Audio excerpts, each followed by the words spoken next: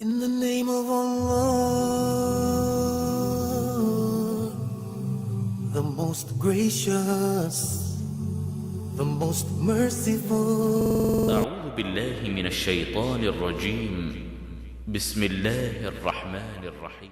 جمعہ سیرت النبی صلی اللہ علیہ وسلم، قصص الانبیاء، خلفائے راشدین، صحابہ کرام رضی اللہ تعالی عنہم، ائمہ کرام اور محدثین کے حالات و واقعات، نیز نماز، روزہ، حج اور دیگر عبادات کا صحیح طریقہ، روزمرہ کی دعائیں، بچوں کے لیے نماز اور سچی کہانیاں، اور وہ سب کچھ جس سے نئی نسل کی اسلامی خطوط پر تربیت ہو سکے، آڈیو کیسٹس اور سیڈیز میں آپ کی خدمت میں پیش کیا جا رہا ہے۔ اور آج ہم پیش کر رہے ہیں بہنوں کے لیے تحفہ، ایک عرب مصنفہ امل بنت عبداللہ کی اس اہم ترین اور انوکھے اسلوب کی کتاب ہدیتی الیک کو پہلے اردو زبان میں ڈھالا گیا، پھر اس کی ڈرامائی تشکیل کی گئی۔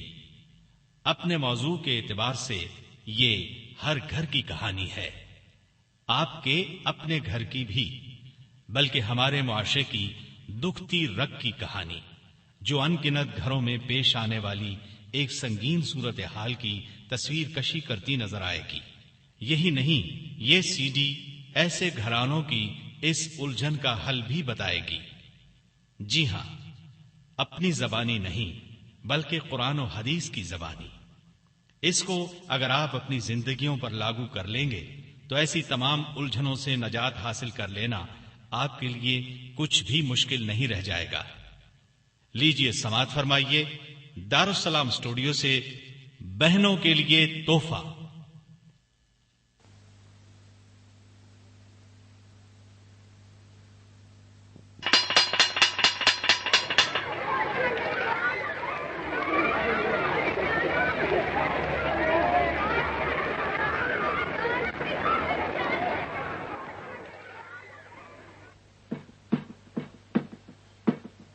ٹھہریں فائزہ، آپ ابھی نہیں جا سکتے۔ جی بھی صاحبہ، آپ نے کیا فرمایا؟ میں ابھی جا نہیں سکتی؟ ہاں فائزہ، مجھے آپ سے کچھ کہنا ہے، آپ ذرا میرے کمرے میں آئیں۔ جی بہتر۔ ہاں بیٹھے بیٹھی فائزہ، گھبرانے کی ضرورت نہیں۔ کلاس کے دوران آج آپ کھوئی رہی، پہلے میں نے کبھی ایسی بات محسوس نہیں کی۔ آپ تو پوری کلاس میں ہونہار طالبہ ہیں، اور میں کوئی سوال پوچھتی ہوں تو آپ پر اس کا جواب سنا دیتی ہیں، لیکن آج ایسا نہیں ہوا۔ میں نے 3 بار آپ سے سوال پوچھا لیکن آپ اٹک گئیں۔ صاف ظاہر ہے آپ دماغی طور پر کلاس میں حاضر نہیں تھی۔ فائزہ، آپ کو کسی الجھن نے اپنے حصار میں لے رکھا تھا، کیا میں غلط کہہ رہی ہوں؟ سبق کے متعلق کوئی پریشانی نہیں ہے مس۔ میرا بھی یہی خیال ہے۔ میں تو وہ وجہ جاننا چاہتی ہوں جس نے ہماری ذہین طالبہ کے چہرے کا سکون چھین لیا ہے، پیشانی پر بل ڈال دیا ہے۔ یہ اڑی سی رنگت کسی خاص بات کا پتہ دے رہی ہے۔ وہ میں کیا بتاؤں مس صاحبہ، میں کیسے بتاؤں؟ نہیں، گھبرانے کی ضرورت نہیں، جو بات بھی ہے کھل کر بتا دیں۔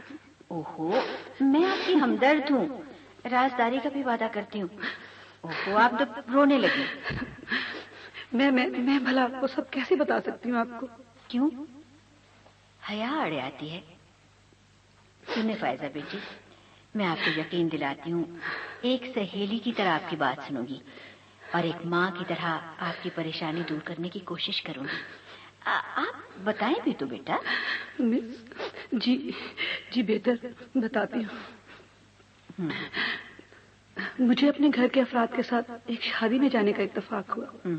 وہاں اتفاق سے ایک نوجوان مجھ سے ٹکرا گیا۔ سوری۔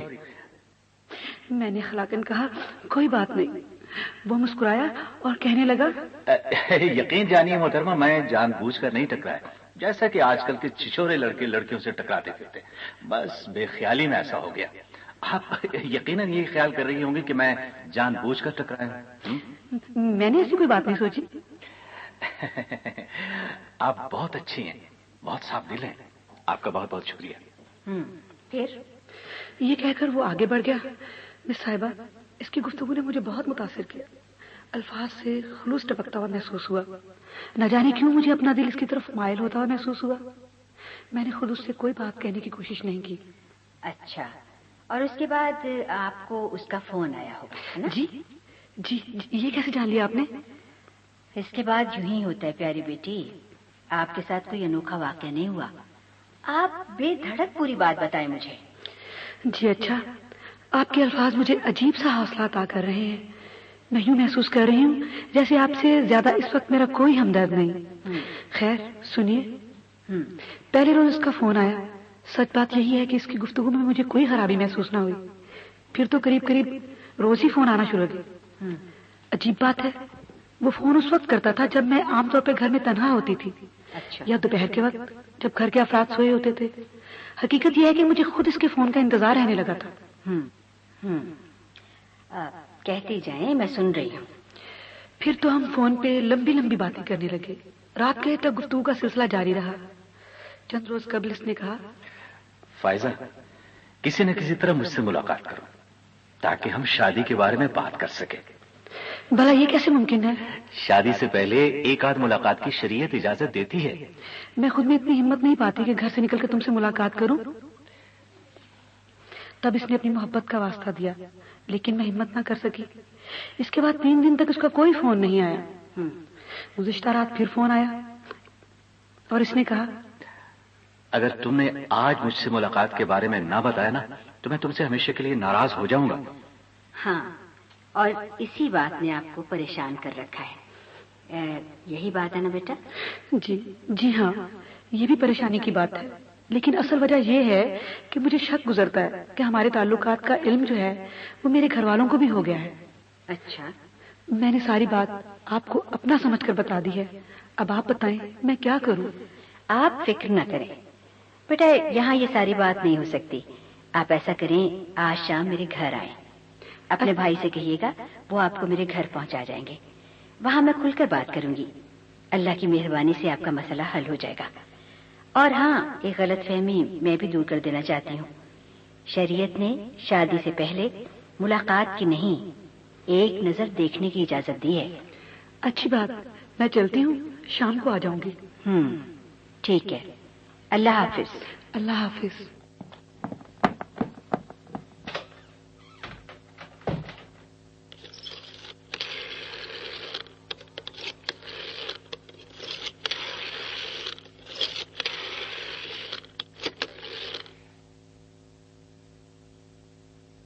کیا میں اندر آ سکتی ہوں؟ ہاں آئیے فائزہ، آئیے. شاید میں غلط وقت پر آ گئی. یہاں تو آپ کے مہمان تشریف فرما ہے. میں پھر کسی روز آ جاؤں گی. آپ غلط سمجھی. بیٹھ جائیں. مائی جنت، آپ مہمانوں کے لیے چائے لے کر آئیں. ہم چائے کے دوران اپنی بات کریں گے. فائزہ، آپ یہاں میرے ساتھ والی کرسی پر آ جائیں. ہاں بس یہ ٹھیک ہے. مگر لیکن یہ محترمائیں، انہیں میں نے بلایا ہے. بیٹا یہ میری دعوت پر آئی ہیں. پہلے میں تعارف کرا دوں. یہ فائزہ ہیں، میری ذہین ترین شاگردہ. بی بی جی، چائے حاضر ہے. ٹھیک ہے، شکریہ. آپ جائیں، مہمانوں کے لیے چائے میں خود بناؤں گی. جی اچھا.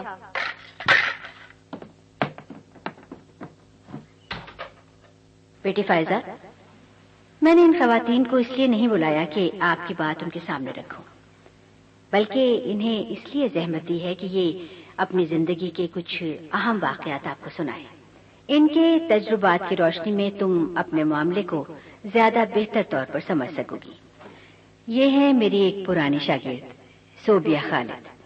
صوبیہ پلیز، میری آپ سے گزارش ہے کہ آپ آج وہ واقعہ ایک بار پھر دہرا دیں جس نے آپ کی زندگی میں ہلچل مچا دی تھی. اگر اللہ کا فضل اور کرم نہ ہوتا، یہ زندگی آپ کے لیے اجیرن بن جاتی. کہانیاں ہمیشہ اتفاقات سے شروع ہوتی ہیں. وہ بھی ایک اتفاق تھا کہ فون کی گھنٹی بجی تو معمول کے خلاف ریسیور میں نے اٹھا لیا. مطلب یہ ہے کہ میں عام طور پر ریسیور نہیں اٹھاتی، پرہیز کرتی ہوں. اور خواتین کو پرہیز کرنا بھی چاہیے. جب تک سخت مجبوری نہ ہو فون نہیں اٹھانا چاہیے. اس روز گھر کے افراد ادھر ادھر تھے، فون کے پاس کوئی نہیں تھا، سو میں نے ریسیور اٹھا لیا. فوراً ہی ایک باروب مردانہ آواز سنائی دی. ہیلو، السلام علیکم. جی فرمائیے. آپ کون صاحبہ ہیں؟ جی میں صوبیہ بات کر رہی ہوں. آپ شاید ابو کے دوست ہیں، کیا ان سے بات کراؤں؟ جی نہیں، میں آپ ہی سے بات کرنا چاہتا ہوں. کیا مطلب مجھ سے؟ میں نہیں جانتی آپ کون ہیں.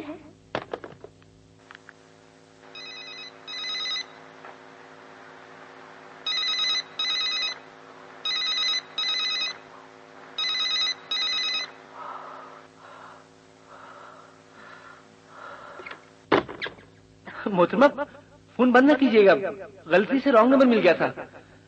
لیکن آپ کی آواز بہت دلکش ہے، آپ مجھ پر شک نہ کریں. ویسے آپ کو اس طرح فون نہیں بند کرنا چاہیے تھا. کیا یہ بد اخلاقی نہیں ہے؟ دیکھیے آپ. چلیے آپ مجھے اجازت دیں، میں اپنا تعارف کرا دوں. دیکھیے پلیز اس بار فون بند نہ کیجیے گا. میرا نام شہریار ہے، یونیورسٹی میں فائنل ایئر کا طالب علم ہوں، گلبرگ میں رہتا ہوں. مطالعے کے علاوہ اچھے لوگوں سے دوستی میرا مشغلہ ہے. اب ذرا آپ اپنا تعارف کرا دیں، شکر گزار رہوں گا. میں نے فون بند کر دیا. میرا دل دھک دھک کر رہا تھا، ہوش اڑے جا رہے تھے. دوسرے دن پھر اسی وقت فون کی گھنٹی بجی. میرا دل اور زور سے دھڑکا. اور سچ تو یہ ہے کہ میں تمام دن اسی کے بارے میں سوچتی رہی تھی. گھنٹی بجتے ہی مجھ پر عجیب کیفیت طاری ہو گئی. میں نے تھر تھر کانپتے ہاتھوں سے ریسیور اٹھایا. جی کون صاحب؟ اللہ کا شکر ہے ریسیور آپ نے اٹھایا. کل آپ نے فون بند کر دیا تھا. اللہ کے لیے آج ایسا نہ کیجیے گا، ورنہ میں بے موت مارا جاؤں گا. میرا نام صوبیہ ہے، کالج میں پڑھتی ہوں. میرے 2 بھائی ہیں، والد ہیں، والدہ ہیں. والد سرکاری ملازم ہے، بس یا اور کچھ. میرا مطلب ہے کیا اتنا تعارف کافی ہے؟ شکریہ، بہت بہت شکریہ. میں کل پھر فون کروں گا. اس طرح فون پر ہونے والی گفتگو سے شروع ہونے والا یہ سلسلہ آگے بڑھا. میں محسوس کرنے لگی تھی کہ شہریار مجھ سے واقعی بے پناہ لگاؤ رکھتا ہے. میں بھی اس کے لیے دل میں مچلنے والے جذبات کو صاف طور پر محسوس کر رہی تھی.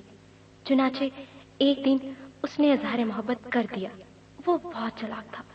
جب اس کا فون آتا اور میرے علاوہ گھر کا کوئی اور فرد ریسیور اٹھا لیتا تو وہ نسوانی آواز منہ سے نکال کر کہتا، صوبیہ سے بات کرا دیں، میں اس کی سہیلی بات کر رہی ہوں. میں اس کی اس چالاکی پر بہت ہنستی. پھر ایک دن اس نے کہا، دیکھو صوبیہ، اب مجھ سے نہیں رہا جاتا. اب ہماری ملاقات ہو ہی جانی چاہیے. نہیں شہریار، بہت مشکل ہے. مجھے ڈر لگتا ہے، میں ایسا نہیں کر سکتی. بھائی اس میں ڈرنے کی کون سی بات ہے؟ سہیلی سے ملنے کا بہانہ کر دینا. میں کالج کے باہر اپنی گاڑی میں انتظار کروں گا. نہیں شہریار، یہ مجھ سے نہیں ہوگا. اوہو صوبیہ، مجھ پر بھروسہ رکھو. میں کوئی ایسا ویسا لڑکا نہیں ہوں. بس میں کل انتظار کروں گا. اللہ مجھے معاف فرمائے. میں نے ایسا ہی کیا. اس نے اپنی گاڑی کا نمبر اور رنگ بتا دیا تھا، کیونکہ میں اسے پہچانتی جو نہیں تھی. کالج سے نکل کر میں نے فوراً اس کی گاڑی کو پہچان لیا اور اس میں جا بیٹھی. جو ہی گاڑی میں بیٹھی میرا ضمیر مجھے ملامت کرنے لگا اور گھبراہٹ مجھ پر طاری ہو گئی. دوسری طرف شہریار بہت خوش تھا اور میں خوف محسوس کر رہی تھی. وہ خوبصورت ضرور تھا، لیکن اس کے چہرے پر مجھے ایک شیطانی سی مسکراہٹ نظر آ رہی تھی. گاڑی میں ادھر ادھر کی سیر کرانے کے بعد ایک گھر کے سامنے اس نے گاڑی روک دی.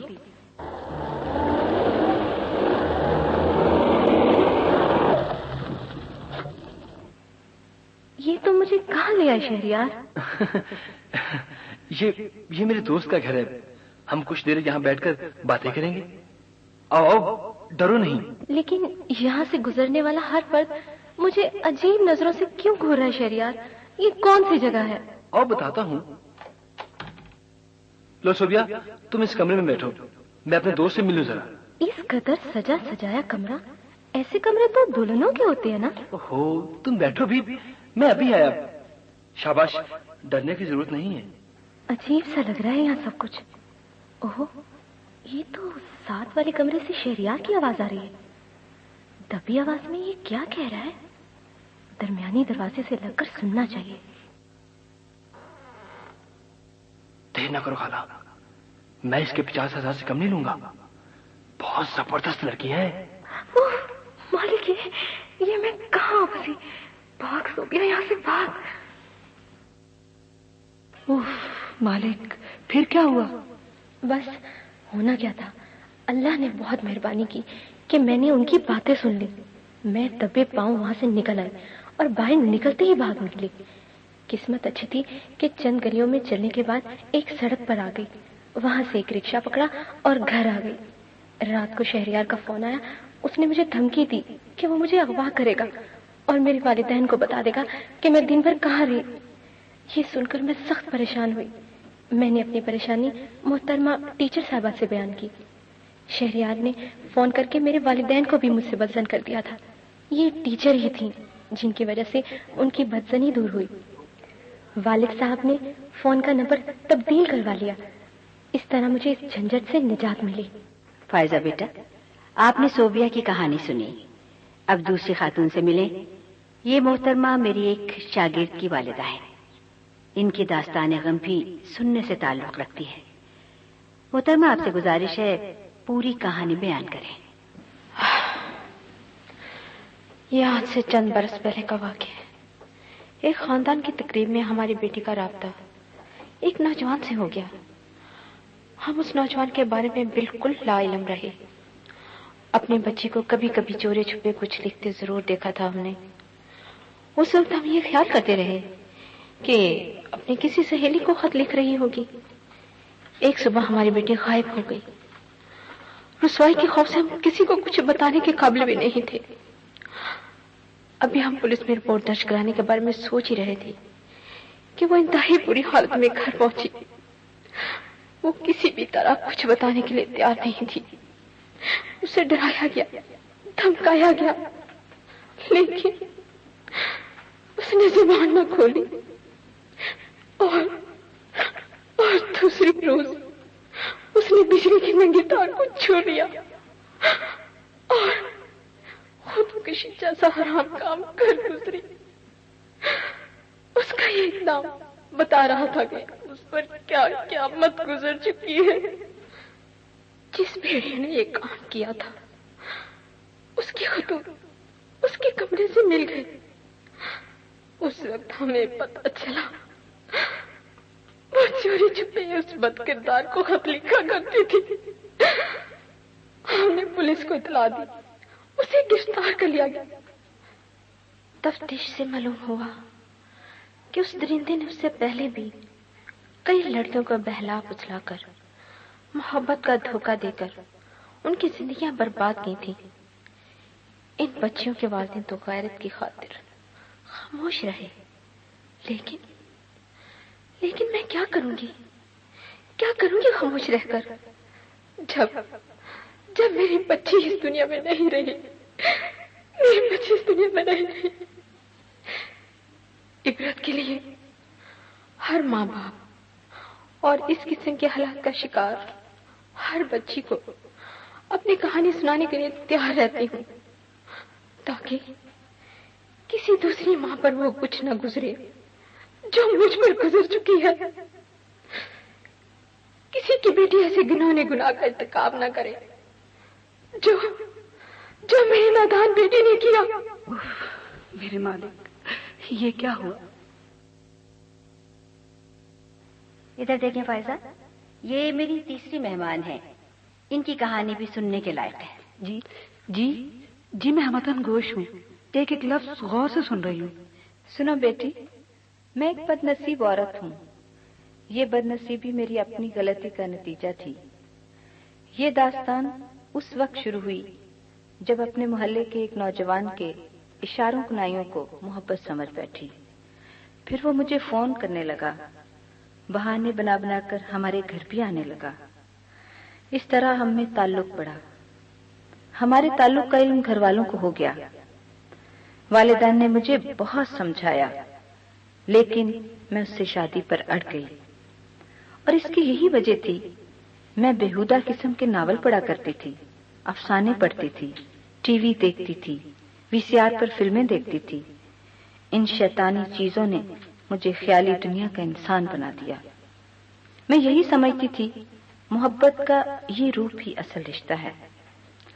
والدین نے بھی محسوس کر لیا کہ اگر انہوں نے میری ضد نہ مانی تو کہیں میں ان کی رسوائی کا سبب نہ بن جاؤں۔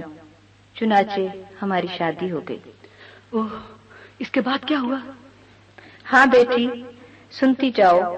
چند ماہ بعد ہی میرے محبوب شوہر صاحب نے اپنا اصل رنگ دکھانا شروع کیا، پر پرزے نکالنے لگا۔ وہ بہت دل پھینک قسم کا آدمی واقع ہوا تھا۔ اس کے جن اشاروں کنایوں پر میں فریفتہ ہوئی تھی وہ تو اس کی فطرت میں شامل تھے۔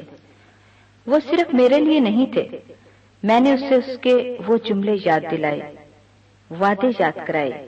وہ سن کر ہنسا اور کہنے لگا، وہ تمام جملے اور وعدے تو فلاں فلاں فلم اور ڈرامے کے تھے۔ یہ دنیا تو بس انجوائے کرنے کے لیے ہے۔ جس طرح انسان ایک ہی کھانے پر اکتفا نہیں کر سکتا، اسی طرح مرد ایک ہی عورت کو زیادہ عرصہ گوارا نہیں کر سکتا۔ اسے تو بھنورے کی طرح ہر پھول کا رس چوسنا چاہیے۔ دراصل وہ بہت وحشیات قسم کا انسان تھا۔ وہ دوسری لڑکیوں کو گھر لانے لگا۔ میرے تن بدن میں آگ سی لگ جاتی، لیکن اسے میری پرواہ کب تھی۔ یہ حالات میں نے اپنے گھر کے افراد کو سنائے۔ انہوں نے میرا خوب مذاق اڑایا کہ یہ تھی تمہاری پسند جس کے لیے تم جان دینے پر تل گئی تھی۔ انہوں نے مجھے بہت سمجھایا تھا، میری آنکھوں پر پردے پڑ گئے تھے۔ آنٹی، پھر اس کے بعد کیا ہوا؟ یہ ٹیچر صاحب ہماری محلے دار ہیں۔ ان کے گھر ہر ہفتے قرآن مجید کا درس ہوتا تھا، اب بھی ہوتا ہے۔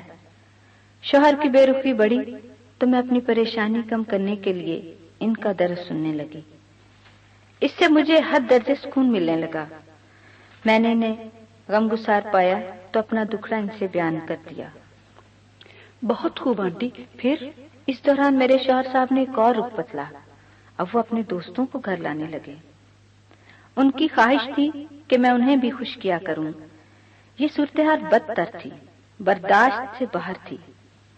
میں نے فوراً انہیں بتایا، یہ میرے والدین سے ملی۔ اس سنگین صورتحال سے انہیں آگاہ کیا۔ انہوں نے مجھے معاف کر دیا۔ اس بےہودہ انسان سے مجھے طلاق دلوائی۔ اللہ نے میری مدد فرمائی۔ محلے کے لوگوں کو اس کی کرتوتوں کا بخوبی علم تھا۔ سب نے مجھ سے ہمدردی کی۔ عدت گزرنے کے بعد ٹیچر صاحبہ نے میری شادی ایک اور شخص سے کر دی۔ میرے یہ شوہر انتہائی نیک، خوش اخلاق، صوم و صلات کے پابند ہیں۔ اب میری زندگی پرسکون ہے، میں ہر طرح سے مطمئن ہوں۔ آپ سب کی کہانیاں سن کر تو میری آنکھیں کھل گئی ہیں۔ اللہ اپنا رحم فرمائے۔ آج انہوں نے مجھے اپنے گھر بلایا، آپ کے بارے میں بتایا کہ آپ ایک دوراہے پر کھڑی ہیں، کہیں میری طرح زندگی تباہ نہ کر بیٹھیں، لہٰذا آ کر انہیں اپنی کہانی سناؤں۔ سو چلی آئی سنانے، بلکہ میں تو آپ جیسی ہر خاتون کو یہ کہانی سنانے کے لیے تیار ہوں۔ آپ تینوں کا بہت شکریہ۔ اور فائزہ، مجھے امید ہے ان خواتین کے تلخ تجربات آپ کی رہنمائی کے لیے کافی ہوں گے۔ جی ہاں، بالکل، لیکن میں ایک دو باتیں پوچھنا چاہتی ہوں۔ ضرور، کیوں نہیں، ضرور پوچھیں بیٹا۔ کیا اس طرح کے سبھی واقعات میں ناکامی ہی ہوتی ہے، کوئی کامیابی نہیں ہوتی؟ فائزہ، آپ کے سوال کا جواب یہ محترمہ دیں گی، یہ ماہر نفسیات ہے۔ جی ہاں، کیوں نہیں، اسی لیے تو آئی ہوں۔ میرا تجربہ اور علم آپ کے سوال کا جواب نفی میں دیتا ہے۔ اس کی چند وجوہات ہیں۔ جب مرد اور عورت اپنے ماحول سے بغاوت کر کے ایک دوسرے کو اپناتے ہیں تو دونوں ایک دوسرے سے بہت زیادہ امیدیں وابستہ کر لیتے ہیں۔ عورت خیال کرتی ہے اس نے مرد کی محبت کی خاطر اپنا سب کچھ قربان کر دیا ہے، اس لیے اس کا زیادہ حق ہے۔ اس کی محبت کی قدر دنیا کی ہر چیز سے زیادہ ہونی چاہیے۔ دوسری طرف مرد بھی ایسا ہی سوچتا ہے۔ اس طرح دونوں ایک دوسرے سے حقوق حاصل کرنے کی تگ و دو میں رہتے ہیں، جبکہ حقوق ادا کرنا وہ اپنی محبت کی توہین سمجھتے ہیں۔ اس خود غرضانہ ذہنیت سے ان کے درمیان چھوٹی چھوٹی باتوں پر نوک جھوک ہونے لگتی ہے۔ نوک جھوک پھر جھگڑوں کی صورت اختیار کر لیتی ہے، نتیجہ طلاق کی صورت میں نکلتا ہے۔ یہی وجہ ہے کہ ہمارے ملک میں گھر سے بھاگ کر یا والدین کی ناراضی مول لے کر جو شادیاں کی جاتی ہیں وہ مشکل ہی کامیاب ہوتی ہیں۔ کامیابی کا تناسب آٹے میں نمک کے برابر ہے۔ بالکل ایسا ہی۔ پھر ایک اور وجہ سے بھی ایسی شادیاں ناکام ہوتی ہیں۔ بعض شکی مزاج شوہر خیال کرنے لگتے ہیں جو لڑکی اپنے ماں باپ بہن بھائیوں کی عزت کو لات مار کر محض چند دنوں یا چند ماہ کی آشنائی کے بعد بھاگ کھڑی ہوئی وہ ضرور بدچلن ہوگی، وہ میرے ساتھ کس طرح پاک باز رہے گی۔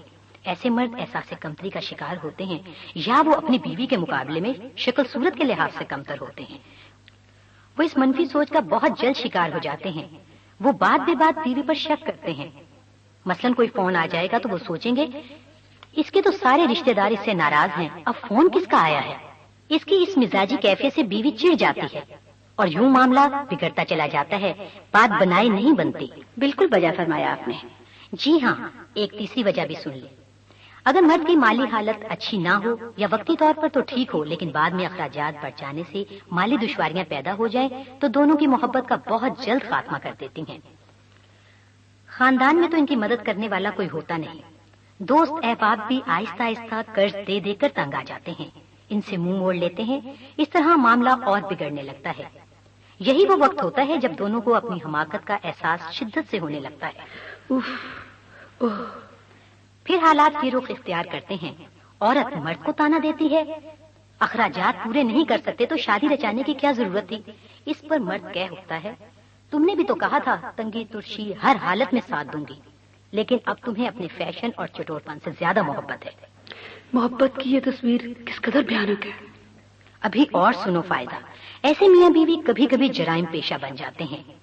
وہ نہ صرف خود کو برباد کرتے ہیں بلکہ معاشرے میں انارکی اور غلاظت پھیلانے کا سبب بھی بنتے ہیں۔ آپ نے بالکل ٹھیک فرمایا، ایسی مثالیں سامنے آئی ہیں۔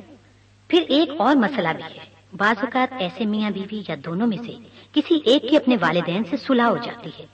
عام طور پر مرد کے گھر والے ایسا کرتے ہیں اور یہ اپنی بہو کے بارے میں دلوں میں کدورت رکھتے ہیں، خیال کرتے ہیں کہ اس نے ان کے بیٹے کو بہکایا، ان سے چھینا۔ بعض گھرانوں میں ماں پہلے ہی طے کر لیتی ہے کہ بیٹے کا رشتہ فلاں عزیزہ سے کروں گی، لہٰذا وہ بیٹے کی پسند کو کسی طرح قبول نہیں کرتے۔ بہت جلد لڑکی کا جینا حرام کر دیتی ہیں۔ اب یا تو لڑکی اس گھر میں بدترین زندگی بسر کرتی ہے یا پھر طلاق تک نوبت پہنچتی ہے۔ مطلب یہ کہ دنیا ان کے لیے جہنم کا نمونہ بن جاتی ہے۔ مجھے دنیا گھومتی ہوئی محسوس ہو رہی ہے۔ یہ اچھا ہے۔ اور سنیں، ایسے میاں بیوی اکثر بے یار و مددگار ہوتے ہیں۔ ان کے عزیز رشتہ دار مشکلات میں ساتھ نہیں دیتے۔ اس وقت محبت کی یہ شادی پوری طرح جنجال محسوس ہوتی ہے۔ ان باتوں سے بخوبی اندازہ لگایا جا سکتا ہے کہ محبت کی شادیاں ناکام کیوں ہوتی ہیں۔ اس میں شک نہیں، آپ کی باتوں نے میری آنکھیں کھول دی ہیں۔ آپ نے جس ہمدردی اور خلوص سے اپنے تجربات بیان کیے ہیں اس کے لیے میں آپ کی شکر گزار ہوں، لیکن ایک سوال پوچھے بغیر نہیں رہ سکتی۔ ہاں ضرور پوچھیں فائزہ، ہم یہاں اسی لیے تو جمع ہوئی ہیں، آپ کے ذہن میں کوئی الجھن نہ رہے، کوئی سوال نہ کھٹکے۔ سوال یہ ہے کہ یہ محبت کیا چیز ہے؟ اللہ تعالیٰ نے جن سے مخالف میں جو کشش رکھی ہے وہ تو فطری ہے، اس کشش میں اگر خلوص شامل ہو جائے تو کیا یہ محبت کے زمرے میں نہیں آتا؟ مجھے اندازہ تھا فائزہ آپ اس قسم کا کوئی سوال پوچھیں گی۔ یہاں ایک اور تجربے کار خاتون موجود ہے، آپ کے سوال کا جواب وہ دے گی۔ یہ ایک بڑی جامع کی معلمہ ہے، دین کا وسیع علم رکھتی ہیں۔ جی ہاں، کیوں نہیں، عرض کرتی ہوں۔